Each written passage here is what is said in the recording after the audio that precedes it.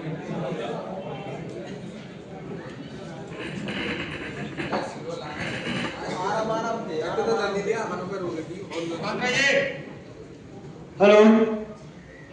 तो good afternoon everyone. और आज फर्स्ट टाइम मैं उत्तर प्रदेश पुलिस के बीच में अपना ये प्रोग्राम और अपना मिशन साझा कर रहा हूँ। तो अपने एसपी साहब और अपने एडिशनल एसपी साहब, जो भी जिन लोगों द्वारा मुझे यहाँ भेजा गया है, उनको मैं बहुत बहुत धन्यवाद कहना चाहूँगा कि मुझे इस काबिल समझा, मुझे यहाँ तक भेजने का मौका दिया, जाने का मौका दिया। तो पहले मैं आपको अपना परिचय बताता हूँ कि मेरा नाम वासु राइडर है, उस पे भी लिख रहा है और साइकिल पे भी लिख रहा है, ठीक है। मेरा नाम वासु राइडर है। मैं 2 जून 2025 में आगरा से, यहाँ पे आगरा के भी कुछ होंगे, है मुंह से ना बोले, कृपया हाथ उठाएं। आगरा से जो है हाथ उठाएं, 1 2 3, हमसे मिलना। मैं दुर्गानगर राजपुर चुंगी आगरा का रहने वाला हूँ। 2 जून 2025 में आगरा से ये शुरुआत किया हूँ यात्रा की। अभी तक राजस्थान, पंजाब, जम्मू, हरियाणा, उत्तराखंड और उसके बाद में मैं उत्तर प्रदेश के 37 जनपद क्रॉस करके मेरठ पहुंचा। मेरठ के बाद में मुजफ्फरनगर पहुंचा हूं। तो मुजफ्फरनगर के एसपी साहब से मिला, उनके द्वारा यहाँ पे ये प्रोग्राम रखा गया। और ऐसे ही मैं हर जिले के डीएम और एसपी साहब से मिल रहा हूँ, जिनमें से अभी तक 38 जिलों में से 25 जिलों के डीएम और एसपी साहब से मुलाकात कर चुका हूँ, जहाँ पर मुझे काफ़ी 2 एसपी साहब द्वारा ट्रॉफी से सम्मानित भी किया गया है और एक डीएम साहब द्वारा मुझे श्रीमद् भागवत गीता से भी सम्मानित किया गया है। मैं किसी धर्म, किसी जाति, किसी ऊंचा नीचा भेदभाव या काला गोरा, मोटा पतला, लंगड़ा या विकलांग, मैं किसी भी चीज के लिए कोई काम नहीं कर रहा हूँ। मैं काम कर रहा हूँ तो सिर्फ एक इंसानियत के लिए। मेरे लिए कोई भी तीर्थ स्थल नहीं। मैं मंदिर, मस्जिद, गुरुद्वारे, चर्च सबके आगे अपना सर झुकाता हूँ, ठीक है। तो मैं आपको बताऊं कि मैं 2 जून 2025 में निकला और उससे पहले मेरी क्वालिफिकेशन है 2022 में 12th पास आउट हूँ गवर्नमेंट कॉलेज से, और 2023 में आईटीआई में एडमिशन लिया। उसके बाद 2 नौकरियां भी खोई, एनटीपीसी और ग्रुप डी, और उसमें भी कोई रिजल्ट नहीं मिला। तो फिर मैंने वो छोड़ दिया। मतलब अब अपना कुछ करेंगे, क्योंकि मैं शारीरिक रूप से 55% दिव्यांग हूँ, चारों हाथ पैरों से। ये दिख रहा है? दिख रहा है सभी को? दिख रहा है? और यही खत्म नहीं होता है। इसी हाथ से मैंने 10th और 12th के बोर्ड एग्जाम दिए। मुझे सरकार द्वारा बोला गया था कि आप अपनी जगह और किसी लिखने वाले को ले सकते हो। मेरा नहीं, मैं किसी को नहीं लूंगा, जब तक मेरा शरीर काम कर रहा मैं करूंगा। और यही खत्म नहीं होता है। अभी ये भी है मेरा, देखो पैर दिख रहा है? इसी पैर से मैं बास्केटबॉल खेलता हूँ, फुटबॉल खेलता हूँ, क्रिकेट खेलता हूँ, कबड्डी खेलता हूँ, रनिंग करता हूँ और जिम्नास्टिक भी करता हूँ। अगर विश्वास ना हो तो वासु राइडर नाम से मेरी सोशल मीडिया पर यूट्यूब, इंस्टा, गूगल तक पे मेरा नाम आता है। और इंस्टा पे आप देखेंगे तो आपको उसमें बहुत कुछ देखने के लिए मिलेगा। और मैं प्रेजेंट टाइम की जनरेशन के लिए एक मोटिवेशनल स्पीकर का काम कर रहा हूँ, ठीक है। तो मेरा कहने का मतलब ये है कि मैं अभी अब आपको ये बताता हूं कि मैं किस लिए चल रहा हूं, मेरी चलने की वजह क्या है। जैसे यहाँ पर तो एक गवर्नमेंट जॉब वाले हैं, रिक्रूट है, जो भी है, लेकिन एक कंफर्म जॉब लग चुकी है आप लोगों की। लेकिन मेरा तो कोई ठिकाना नहीं। आपका ये फिक्स है कि सुबह 4 बजे उठेंगे, रनिंग करेंगे, पीटी करेंगे, एक्सरसाइज करेंगे, फिर उसके बाद में लंच करेंगे, डिनर करेंगे, ये करेंगे, फिर वही। और मतलब आपका सोने का फिक्स है, खाने का फिक्स है, वर्दी का फिक्स है, इनकम का फिक्स है। और मेरे पास में इनसे कुछ भी फिक्स नहीं है। ना मेरे पास वर्दी है, ना मेरे पास इनकम है, ना मेरा कोई रहना खाने का ठिकाना है, कुछ भी नहीं है। लेकिन मैं भी अपने इस आधे अधूरे शरीर से देश के लिए कुछ ना कुछ सहयोग कर रहा हूं। और मैं वर्ल्ड रिकॉर्ड की दिशा में चल रहा हूं, जो कि 75 डिस्ट्रिक्ट में उत्तर प्रदेश के कवर करूंगा, जहां पे हर एक डीएम, हर एक डिस्ट्रिक्ट के डिस्ट्रिक्ट मजिस्ट्रेट और पुलिस अधीक्षक जी से मिलूंगा। तो ये करना मेरा कहने का मतलब ये है कि मैं दूसरा मिशन जो लेके चल रहा हूँ वो मेरा दिव्यांगों के लिए है। अच्छा, दिव्यांग किसे कहते हैं आप जानते हो? कोई बता सकता है? हाथ खड़ा करेंगे यहाँ पे। नहीं, मुंह से ना बोलिए, हाथ खड़ा करिए, फिर मैं उसी से पूछूंगा। यहाँ पे किसी को पता है दिव्यांग किसे कहा जाता है? हाथ हाथ खड़ा करिए तो मैं पूछूं किससे पूछना है। नहीं, मुंह से ना बोलिए प्लीज, मुझे हाथ खड़ा करिए, ये बताइए दिव्यांग किसे बोलते हैं? किसी को पता है यहाँ? पता है किसी को दिव्यांग किसे बोलते हैं यहाँ? मेरे इंटर में 40% है आर्ट साइड से, गवर्नमेंट कॉलेज से, नगर निगम इंटर कॉलेज सुने होंगे आगरा में, उसी से पढ़ा हूं मैं, जो कि सबसे ज्यादा आगरा के अंदर अगर कॉलेज में से गवर्नमेंट जॉब की बात करें तो नगर निगम इंटर कॉलेज से निकलती है। चाहे वो सबसे बड़ी एनसीसी की बात हो, चाहे वो किसी भी गेम्स की बात हो। तो मैं उस कॉलेज से आर्ट साइड से 2022 में इंटर किया हूं और 40% है। मेरी इतनी काबिलियत है कि हर एक महीने अगर प्रिपरेशन कर ली ना, यूपी पुलिस का पेपर निकाल सकता हूं मैं। और मैं आपसे एक सवाल करना चाहता हूं। चलो, विकलांग का मतलब क्या होता है? एक तो हाथ खड़ा कर दो कोई भी, वरना फिर मैं उठाऊं। अरे एक मिनट पहले शांत हो जाओ, मुझको बोलने दो या आप बोलो प्लीज। आप लोग बताओगे या फिर मैं पूछ रहा हूं? आप लोग बताओगे या मैं पूछ रहा हूं?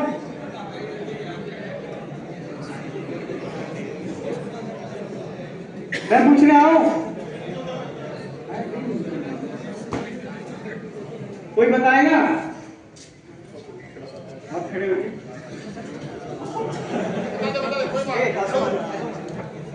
बताइए, दिव्यांग किसे कहा जाता है? जो हाथ पैरों से वो ग्रस्त हो, उसके हाथ पैर बताइए। जो हाथ पैर मतलब बना रहा है, जो सही प्रकार से ना हो, बॉडी का कोई भी पार्ट। हाँ, और दिव्यांग नहीं बोले तो क्या बोल सकते हैं? बैठ जाओ।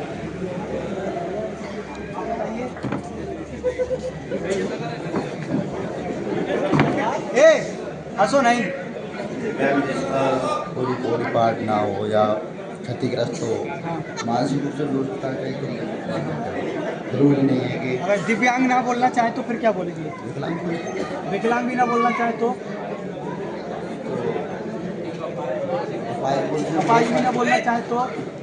ना बोलना चाहे तो बहुत अच्छी बात है। नहीं, और भी शब्द है ना, इसीलिए तो पूछ रहा हूँ, और क्या बोल सकते हैं?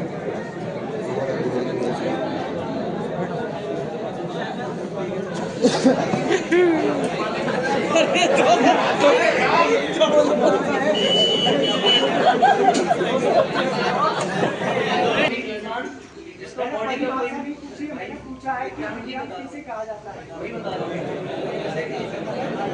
दिव्यांग का मतलब है कोई भी ऐसा पर्सन जिसका बॉडी का कोई भी पार्ट डैमेज हो। दिव्यांग अगर दिव्यांग ना कहें तो क्या कहेंगे?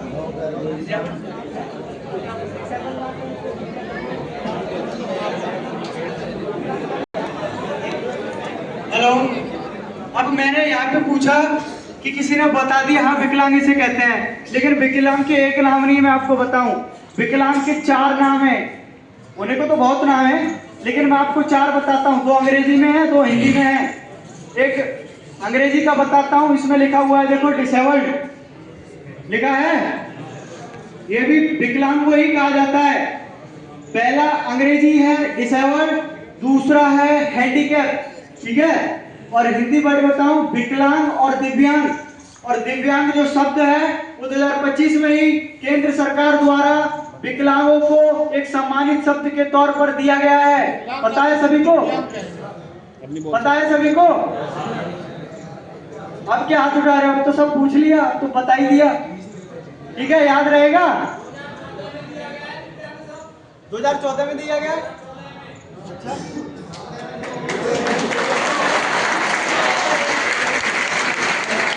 कंफर्म नहीं है, मुझे कंफर्म नहीं है, बताऊं? शांत हो जाओ प्लीज, शांत हो जाओ।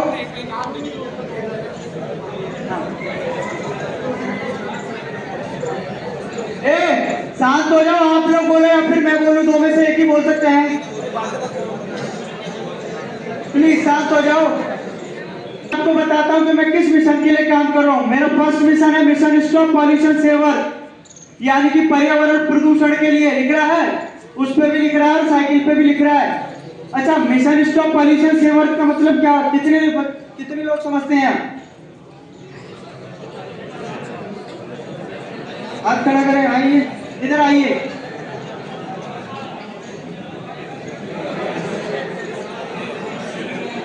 शांत हो जाओ।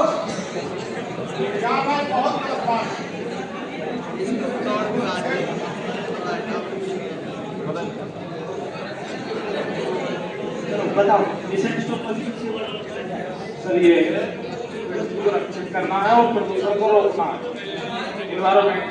अब हम इसके माध्यम से हम किन परिस्थितियों को मतलब इसके लिए हमें क्या काम करना है? इसके लिए काम करना चाहिए जो है आपस में से गेट की आगे गली होती है उसको साफ सफाई रखनी चाहिए, अपने आसपास साफ सफाई रखनी चाहिए और समय समय पे जो वो होती है छिड़काव एंटीसेप्टिक छिड़काव करना चाहिए, अपनी साफ सफाई रखनी चाहिए, कूड़ा करकट मतलब अनुचित स्थान पर रखना चाहिए, सोचते हुए ऊपर भी रखना चाहिए, कूड़ा खुले में डस्टबिन में बंद कर रखना चाहिए और पेड़ों को पानी पेड़ों का और जैसे सजावटी हो उनको उगाना चाहिए।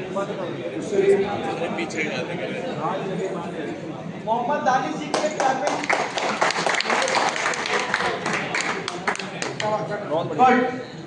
तो इन्होंने भी बहुत अच्छा बताया, लेकिन ये चीजें तो हम रेगुलर रूटीन है हमारा कि हमको घर की साफ सफाई करनी है, हमको केमिकल का इस्तेमाल नहीं करना है, हमको हो सकता है देसी चीजों का प्रयोग करें, ठीक है।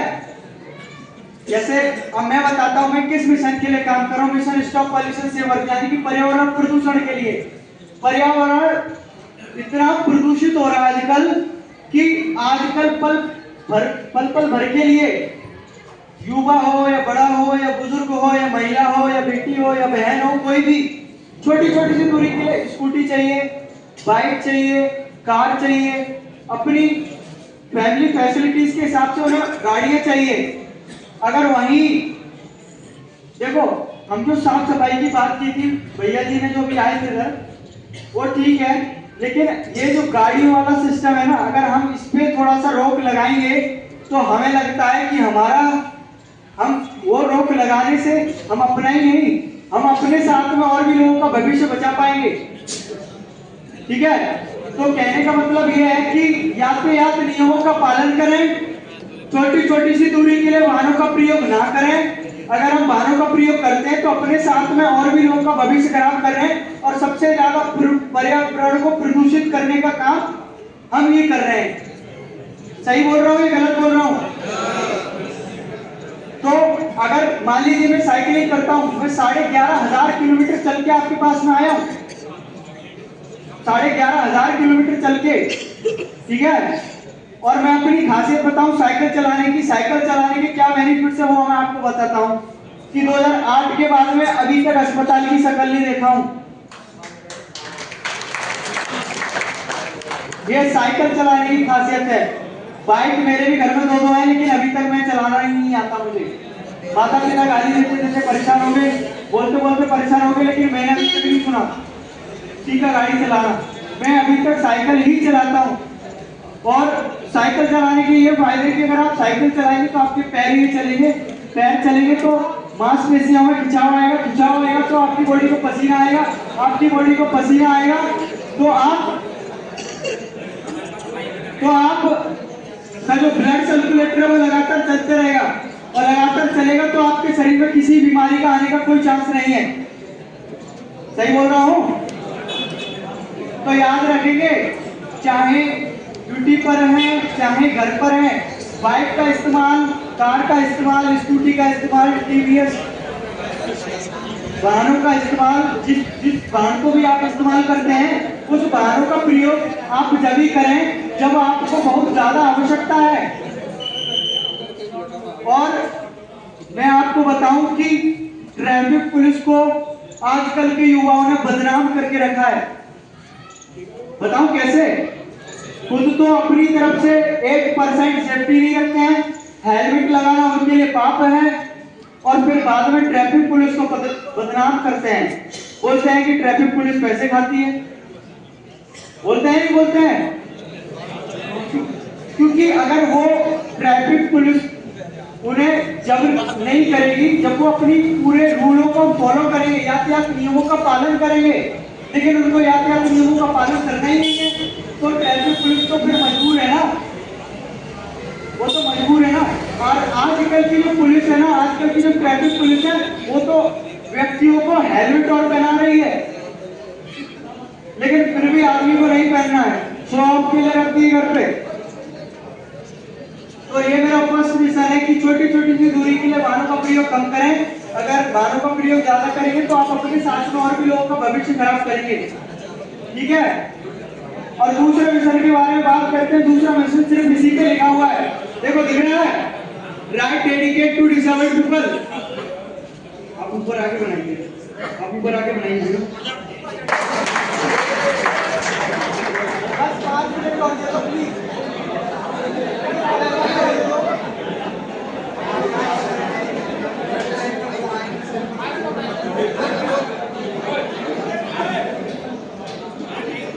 क्यों आपके घर में गेस्ट आते हैं ऐसे रिस्पेक्ट करते हो? हैं? मुझे तो नहीं लगता ऐसे करते। रॉन्ग। तो हम दूसरे मिशन के बारे में बात कर रहे थे, right dedicate to disabled people. इससे कोई कुछ समझता है? कोई कुछ समझता है तो हाथ खड़ा करिए। दूसरे मिशन से right dedicate to disabled people है, नहीं समझते? ठीक है, मैं समझाता हूँ। तो समझते नहीं तो शांत रहना, तो ही समझा पाऊंगा। जब टीचर पढ़ा होता तो बच्चों को शांत रहना पड़ता है, वरना टीचर पढ़ाए और बच्चे हल्ला मचाए तो नहीं होगा काम। तो मैं आपको बताऊं, right dedicate to disabled people का मतलब ये है कि मैं अपने जैसे, मैं भी एक दिव्यांग हूं ना, मैं भी एक विकलांग हूं ना, तो मैं अपने जैसे दिव्यांग विकलांग लोगों को प्रेरित करने के लिए, प्रोत्साहित करने के लिए, बढ़ावा देने के लिए इस यात्रा की शुरुआत किया हूं। कि अच्छा एक बात बता सकते हो कि जो विकलांग होता है, मैं आपके आगे विकलांग हूं, ठीक है, लग रहा हूं आपको विकलांग है, लग रहा हूं आपको विकलांग, मैं खड़े होकर फ्रंट मार सकता हूं, अगर आप में से कोई नहीं कर पाएगा। कर देंगे, कर देंगे, क्या करना, कर देंगे। तो शांत हो जाइए, पर शांत हो जाइए।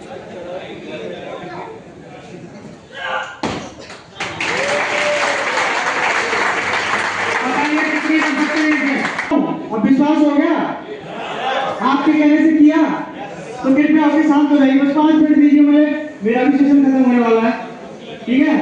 तो मैं यही नहीं, मैं बास्केटबॉल भी खेलता हूँ, फुटबॉल भी खेलता हूँ, कबड्डी भी खेलता हूँ, और मैं बच्चों को भी खिलाता हूँ। और अभी भी इस यात्रा के दौरान चलते चलते भी मैं बच्चों को कंपटीशन लेवल की तैयारी करवा रहा हूँ इंस्टाग्राम से ही। काबिलियत होनी चाहिए, आपका छोटा भाई, आपका बड़ा भाई आपके साथ में है। तो मेरी फैमिली का तो 8 दिन तक मेरे पास में फोन नहीं आया था। जैसे लड़की को लेके भागता है लड़का, इस तरीके से मैं साइकिल को लेके भागा था। घर वालों को बिल्कुल नहीं बताया था। माता पिता मेरे कहीं गए थे घूमने के लिए, वो 4 बजे आए और मैं 3:25 पे सुबह 2 जून को निकल लिया घर से। घर वालों ने 4 बजे तक तो फोन ही नहीं किया। आज चौथे दिन फोन किया, पता नहीं कैसे करके याद आई मैं, तो फोन किया तो मैं फोन नहीं उठाया। भाई का नंबर, माता जी का नंबर, पिताजी का नंबर, पड़ोसियों का नंबर, रिश्तेदारों का नंबर, सभी का नंबर एक करके ब्लैकलिस्ट कर दिया। और फिर बाद में उस माँ ने मुझे जन्म दिया तो मुझे तो याद आएगी, आपको भी आती है ना, आती है, तो वहाँ पे माँ ही होती है। तो एक इंस्टाग्राम पे आप रील्स देख लोगे तो वो एक लड़की लड़के से पूछती है कि आपको जिंदगी में क्या चाहिए, तो वो कहता है बस मुझे माँ चाहिए। तो वो कहती क्यों, कि घर पे सबसे पहले आऊंगा तो मम्मी मम्मी मम्मी मम्मी तो घर पे मम्मी कहाँ गई, मम्मी कहाँ गई। तो बस वही बात है, अब मेरी माता पिता से लगातार बात हो रही है, और आज मेरे माता पिता भी खुश हैं और मैं भी खुश हूँ। और उन्हीं का दिया हुआ आशीर्वाद है, बताऊं। और आप जैसे भाइयों का भी सपोर्ट है, और मैं चाहूंगा कि मैं ऐसे ही आगे यात्रा करते रहूंगा, और आप भी अपने मिशन पे लगे रहिए, आप भी अपने टारगेट को अचीव करिए, और आप जो कर रहे हैं बहुत अच्छा है। और यही मेरा मिशन है कि मैं दिव्यांगों के लिए कुछ कहना चाहूंगा। यहाँ पे तो कोई नहीं है, लेकिन फिर भी एक बढ़ावा देने के लिए आपको कहना चाहूंगा।